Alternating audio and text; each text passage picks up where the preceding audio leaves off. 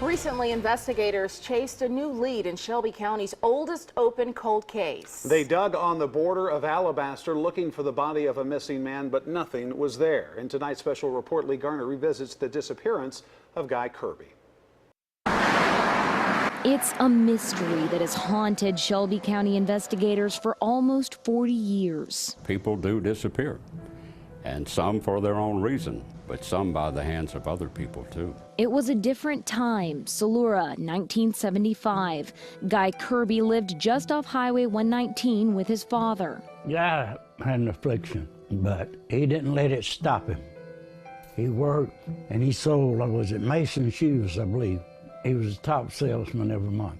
Guy contracted polio as a child and he had a limp, but he still walked or hitchhiked everywhere he went. They'd pick him up, drop him off in Alabaster, he'd sell shoes, he'd start walking back to the Columbiana area. Somebody would pick him up, give him a ride home. Guy's family didn't worry about the way he traveled. As strong as ox. He was real strong. That's when I say no one person could handle him. He was well known and liked. He's a fine young man, they loved him. They did.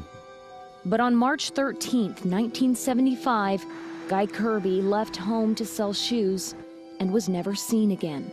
I was working and my mother called me and said to me, Ruth, Guy didn't come home last night.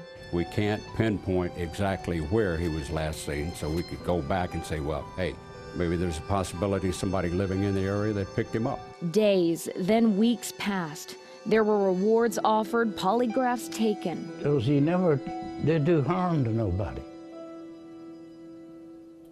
Guy was church going, and he believed in the Lord. And he just wouldn't.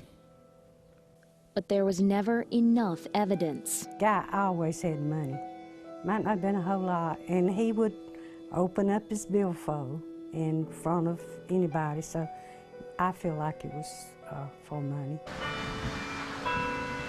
Guy had deposited a little money that day. It was eventually used to buy a grave marker next to his parents. Someone knows something, and that's how it is with cold cases. Someone knows something. Maybe someone will hear this and their heart will be touched. I believe they'll get there. 3 years after Guy's disappearance, a poem by a family friend ran in the local paper. It ended with this: "Then we who loved him could put our minds at ease. If you know anything, would you help us, please?"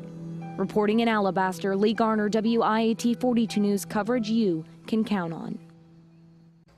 And so if you have any information about the disappearance of Guy Kirby, investigators are asking to call the Shelby County Sheriff's Office Cold Case Unit. The number for you is 205-669-4181.